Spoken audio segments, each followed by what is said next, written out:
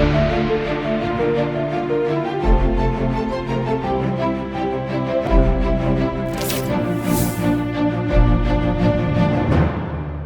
के बाद आप सभी का स्वागत है। नमस्कार, मैं हूं रत्ना और आप देख रहे हैं सी न्यूज़ भारत। वक्त हो गया उत्तर प्रदेश बुलेटिन का। बात होगी हमीरपुर की, जहां राट कोतवाली क्षेत्र के बिलरक गांव से एक चौंकाने वाली घटना सामने आई। साथ ही बात होगी सीतापुर की, जहां नैमिषारण्य मिश्रिक में अंत में निशात मिर्जा की कोठी पर वक्फ कानून और एक देश एक चुनाव विषय पर एक प्रेस कॉन्फ्रेंस का आयोजन किया गया।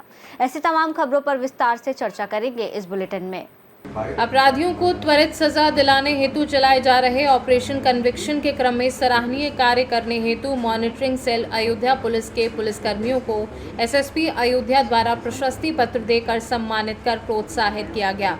अभियुक्त द्वारा नाबालिग लड़की के साथ दुष्कर्म करना व जान से मारने की धमकी देने के अपराध में ऑपरेशन कन्विक्शन के तहत अयोध्या पुलिस की प्रभावी पैरवी से न्यायालय द्वारा अभियुक्त रमजान उर्फ रज्जब अली को आजीवन कारावास व 40,000 रुपये अर्थदंड की सजा से दंडित किया गया है। देखिए, अपराधियों को त्वरित सजा कराए जाने के लिए ऑपरेशन कन्विक्शन लगातार चलाया जा रहा है। इसी क्रम में जनपद अयोध्या में थाना बीकापुर क्षेत्र में वर्ष 2023 में एक नाबालिग बालिका के साथ रेप की घटना प्रकाश में आई थी, जिसको तत्काल पुलिस ने इन्वेस्टिगेट करके साक्ष्यों के आधार पर उसमें चार्जशीट किया गया था। ऑपरेशन कन्विक्शन के तहत इसको लगातार फॉलो करते हुए जितने भी गवाह हैं उनकी गवाही कराते हुए और टेक्निकल एविडेंसेस को पेश करते हुए प्रोसिक्यूशन के माध्यम से इस अभियुक्त को सज़ा कराई गई है। ये अभियुक्त रमजान उर्फ रज्जब अली, जिसको कि धारा 376, 506 पॉक्सो एक्ट और SC/ST एक्ट के तहत आजीवन कारावास की सज़ा माननीय न्यायालय द्वारा सुनाई गई है। उसी क्रम में जो भी हमारे पुलिसकर्मी हैं जिन्होंने इस पूरी प्रक्रिया में अपना बहुमूल्य योगदान दिया है, चाहे वो पैरोकार हैं, कोर्ट मुहर्रिर हैं या मॉनिटरिंग सेल के हमारे पुलिसकर्मी हैं जो कि ऑपरेशन कन्विक्शन में बहुत ही महत्वपूर्ण भूमिका निभा रहे हैं, आज उनको प्रशस्ति पत्र देकर के सम्मानित किया गया है। इसी तरह से जो भी महत्वपूर्ण केस विगत वर्षों में हुए हैं, विशेष रूप से महिला संबंधी अपराध के, उन सभी की प्रायोरिटी लिस्ट बना करके और गवाहों को त्वरित रूप से माननीय न्यायालय के समक्ष प्रस्तुत करते हुए उन सभी केसेस में भी कठोर सज़ा कराने के लिए पूरे प्रयास किए जा रहे हैं, ताकि जो भी अपराधी हैं उनको जल्द से जल्द सज़ा करवा करके एक मैसेज दिया जाए। अयोध्या से सी न्यूज़ संवाददाता राहुल पांडे की रिपोर्ट।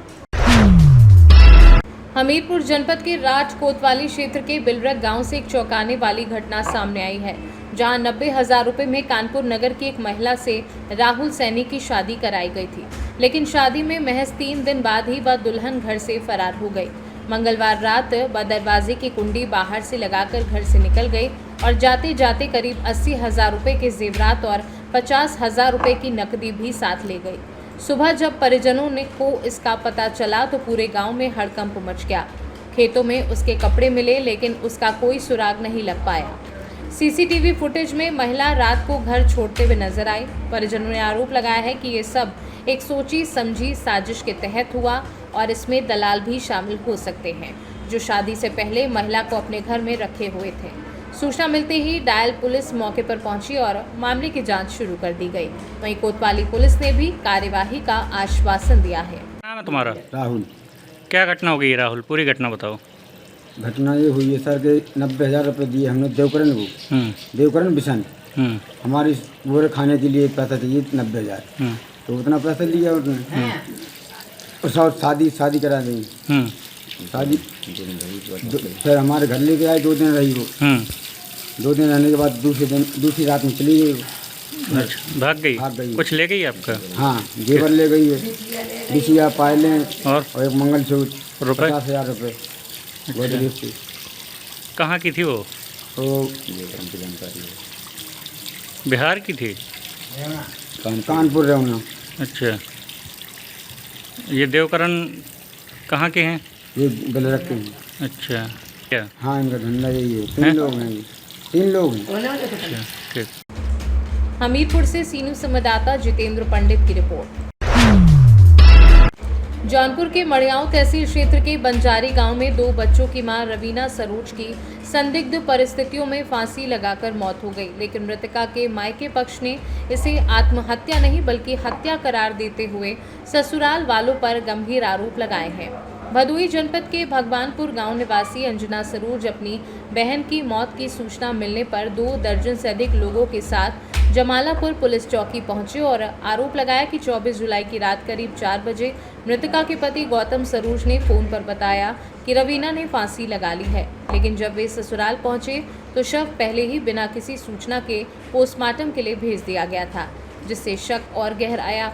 परिजनों ने कहा कि पुलिस ने बिना उनकी उपस्थिति के पंचनामा कर शव भेजा, जिससे साफ होता है कि घटना में साजिश है। रवीना की 2 बेटियां हैं, 5 साल की साक्षी और 4 साल की इच्छा, जबकि पति गौतम सरोज गांव में रहकर खुद का ट्रैक्टर चलाकर खेती करता है। मामले की गंभीरता को देखते हुए रामपुर थाना प्रभारी देवानंद रजक, जमालापुर चौकी इंचार्ज सुरेश कुमार सिंह और गोपालापुर चौकी इंचार्ज महंगू यादव पुलिस बल के साथ मौके पर पहुंचे और परिजनों को समझाने का प्रयास किया। वहीं मायके वालों ने हत्या की आशंका जताई है। जिला भदोही है। क्या नाम है आपका? अंजना सरोज। ठीक है, अभी क्या मामला जो यहाँ रामपुर थाना जमालपुर चौकी पर आई हुई है? हमारे सिस्टर को उसके ससुराल वाले ने मार डाला और हम लोगों को जब सूचना दी गई, उसके हस्बैंड ने सूचना दी, बस इतना बोला, वो रो रहा था। फिर उसके बाद उसके भाभी की लड़की बोली चाची ऐसा कर लिए। उसके बाद जब मेरी मम्मी इतना सुनी, रोने लगी। 4 बजे भोर में ही रो के मेरा दरवाजा खटखटाई। मेरा अंदर से बोली मम्मा क्या हुआ, मम्मा क्या हुआ बोल रही। तो मम्मी बोली ऐसा ऐसा वो कर लिया। हम रोने लगे, सब लोग रोने लगे। उसके बाद हम लोग वहाँ से साधन की व्यवस्था करके यहाँ जब पहुँचे तो डेड बॉडी को हटा दिया गया है पुलिस द्वारा। ये कितने बजे सूचना आपको मिली? 4 बजे भोर को। क्या कहा गया आपसे? बस इतना बोला गया चाची फांसी लगा लिए। अच्छा, क्या नाम है आपके सिस्टर का? रवीना सरोज। उनके पति का क्या नाम है? गौतम सरोज। कहाँ से विवाह हुआ था इनका? किस गाँव में? विवाह भगवानपुर लड़की है और शादी हुआ था मनापुर बंजारी में। मनापुर बंजारी में? जी सर। ये कौन सा भगवानपुर? वो उसका मायका है।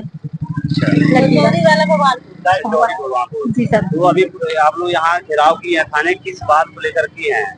हम इस बात के लिए किए हैं कि बिना हम लोगों को आए डेड बॉडी को हटाया क्यों गया? जब सूचना दी गई तो हम लोग आ रहे थे, विदेश नहीं थे, आ रहे थे, तो क्यों हटाया गया? जौनपुर से सीनू संवाददाता सोनू गुप्ता की रिपोर्ट। नैमिषारण्य मिश्रिक में अंत में निशात मिर्जा की कोठी पर वक्फ कानून और एक देश एक चुनाव विषय पर एक प्रेस कॉन्फ्रेंस का आयोजन किया गया, जिसमें उत्तर प्रदेश के पूर्व पुलिस महानिदेशक डॉक्टर सूर्य कुमार सिंह ने अपने विचार रखे। इस अवसर पर मिश्रिक चेयरमैन बबलू सिंह, आकिफ अहमद सिद्दीकी, आसिफ खान, वसीक अहमद सहित अन्य गणमान्य लोग भी मौजूद रहे। कार्यक्रम में वक्ताओं ने वक्फ कानून को लेकर मौजूदा चिंताओं और सुधार की आवश्यकता पर चर्चा की। साथ ही एक देश एक चुनाव की संभावनाओं और इसके प्रभावों पर भी विचार विमर्श किया।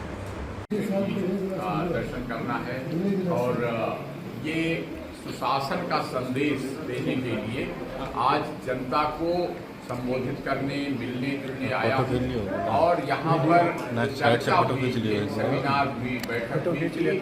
अगर अपने देश में एक देश एक चुनाव की व्यवस्था लागू हो जाए तो बार बार के चुनाव के खर्चे और बार बार चुनाव के कारण ही तरक्की का जो काम रुकता है वो न रुके और साथ ही लोगों में आपस में कटुता न बढ़े, मिलकर जुलकर सब लोग रहें। ये भी चर्चा हुई कि हम अपने देश की न्याय व्यवस्था को ऐसा बढ़िया बनाएं कि जिसमें हर पब्लिक को जल्दी न्याय मिले और न्याय व्यवस्था में भी कुछ और ऐसा सुधार किया जाए कि जैसे एक आदमी का कत्ल हो जाता है, दूसरा जेल चला जाता है तो 2 परिवार बर्बाद हो जाते हैं, तो उसके बजाय अगर गलती से कोई किसी को मार दे तो जो मुलजिम है वो फिर क्षतिपूर्ति करावे, जो जिसको पीड़ित परिवार है उसकी देख रेख करे। इस तरह यानी क्षतिपूर्ति का सिद्धांत, जैसा कि अभी जो भारतीय न्याय संहिता आई है उसमें उसकी शुरुआत की गई है, बहुत अच्छी बात है। इसी तरह जो ये भी बात हुई कि जो वक्फ के बारे में गलतफहमी तमाम फैलाई गई है कि वो लोगों को बताया गया कि वक्फ की जमीनों का, वक्फ की संपत्तियों का उपयोग आम लोगों के फायदे के लिए हो। सीतापुर से सीनू संवाददाता वसीक की रिपोर्ट। फिलहाल इस बुलेटिन में बस इतना ही। देश और दुनिया की तमाम बड़ी खबरों के लिए आप देखते रहिए सी न्यूज़ भारत।